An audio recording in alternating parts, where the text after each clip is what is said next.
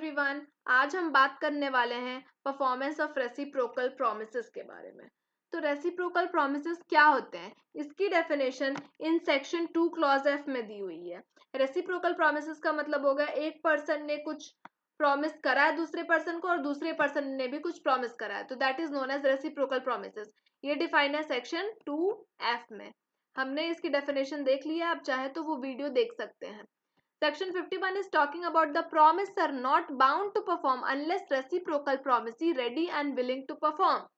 51 में ये बात कही जा रही है, जब promisee ready नहीं है, ready and willing to perform, ready and willing to perform नहीं है, तो promiser को हम bind नहीं कर सकते हैं। Promiser is not bound to perform his part. इसे हम simultaneous performance भी कहते हैं। Section 51 is also known as simultaneous performance. यहाँ पर ready and willing to perform की बात हो रही है। रेडी का मतलब कि हाँ, हम हर तरीके से तैयार हैं कि हम ये परफॉर्मेंस करेंगे, एंड विलिंग टू परफॉर्म का मतलब हो गया मेरी चाहत है, मेरी इच्छा है कि आई विल परफॉर्म दिस, ये मेरी विलिंगनेस हो गई। तो रेडी एंड विलिंग दोनों का होना जरूरी है for the performance of contract. Illustration says that A and B contract that A shall deliver goods to B paid for by B on delivery. A need not deliver the goods unless B is ready and willing to pay for the goods on delivery. A यहाँ पर ready and willing है। A तैयार है अपने performance करने के लिए, अपने पार्ट का परफॉर्मेंस, मतलब वो डिलीवरी ऑफ गुड्स के लिए तैयार है। लेकिन यहाँ पर B जो है he is not ready and willing to perform his part. तो इस मामले में A बाउंड नहीं रहेगा, A को डिलीवर करने की जरूरत ही नहीं है गुड्स को। Illustration B says that A and B contract that A shall deliver goods to B at a price to be paid by installments. Installments में हमें प्राइस पे करना है। A ने गुड्स डिलीवर करा, A गुड्स डिलीवर करेगा B को और B उसे प्राइस देगा इंस्टॉलमेंट में। First instalment to B paid on delivery, पहला instalment at the time of delivery ही करना है B को। A need not deliver unless B is ready and willing to pay the first installment on delivery. A को deliver करने की जरूरत नहीं है unless B is ready and willing to pay his part, और B को भी पे करने की जरूरत नहीं है जब तक A रेडी एंड विलिंग नहीं है on his part two deliver the goods. Section 52 is talking about order of performance of reciprocal promises. See, यहाँ पर order of performance की बात हो रही है, मतलब कौन सा पर्सन या किस साइड की पार्टी जो है वो पहले परफॉर्म करेगी या क्या ऑर्डर रहेगा। तो अगर कोई ऑर्डर फिक्स है तो हम उसके अकॉर्डिंग चलेंगे, और अगर कोई ऑर्डर फिक्स नहीं है तो नेचर ऑफ ट्रांजैक्शन के अकॉर्डिंग हम चलने वाले हैं। Illustration says that A and B contract that A shall build a house for B at a fixed price. A's promise to build the house must be performed before B's promise to pay for it. ठीक है, A ने promise कर दिया कि वो house build करेगा for B at a fix price, तो A की ये ड्यूटी हो जाती है कि A को अपना पार्ट परफॉर्म करना पड़ेगा, उसके बाद B आपको अपना पार्ट परफॉर्म करना पड़ेगा।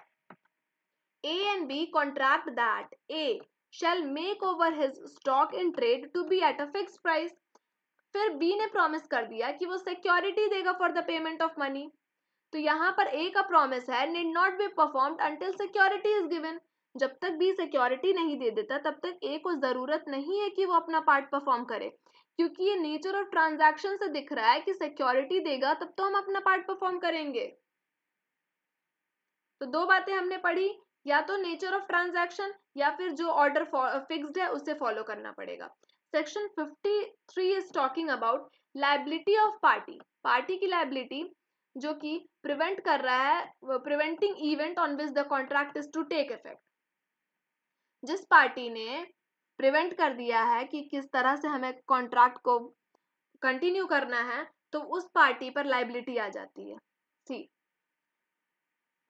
when a contract contains reciprocal promises and one party to contract prevents, एक पार्टी ने prevent कर दिया the other from performing his promise, तो contract becomes voidable. contract यहाँ पे voidable हो जा रहा है at the option of the party so prevented. जिस पार्टी को हमने prevent करा है उसके बेसिस पर ये contract voidable हो जाएगा, मतलब that person has the right कि वो contract को continue करना चाहता है और he wants to break the contract, and he is also entitled to compensation, उसे कंपेंसेशन भी मिलेगा फ्रॉम द अदर पार्टी, जिस पार्टी ने प्रिवेंट करा है, for any loss which he must sustain in consequence of the non performance. ठीक है, illustration says that A and B ने कॉन्ट्रैक्ट करा that B shall execute certain work for A for 1000 rupees. A ने B के साथ ये contract करा कि बी सर्टन वर्क को एग्जीक्यूट करेगा for A for 1000 rupees. B is ready and willing, B यहाँ पर रेडी एंड विलिंग है टू एग्जीक्यूट द वर्क, लेकिन ए उसे प्रिवेंट कर दे रहा है, तो कॉन्ट्रैक्ट यहाँ पे वॉइडेबल हो जाएगा at the option of B, क्योंकि बी को प्रिवेंट करा गया है, ए ने प्रिवेंट करा है, इसीलिए ए के अगेंस्ट नहीं होगा, ये voidable at the option of B हो जाएगा। And if he elects to rescind it, और बी के ऑप्शन पे तो वॉइडेबल हुआ, और बी ये सेलेक्ट कर लेता है कि हाँ हम इस कॉन्ट्रैक्ट को रिजेंड करेंगे, मतलब साइड करेंगे, तो उसे कंपेंसेशन भी मिलेगी ए से for any loss which he has incurred by it's non performance, non performance के वजह से जो भी लॉस उसे हुआ है वो इनकर भी करना पड़ेगा। तो that is section 53. In the next video we will be discussing from section 54. Thank you.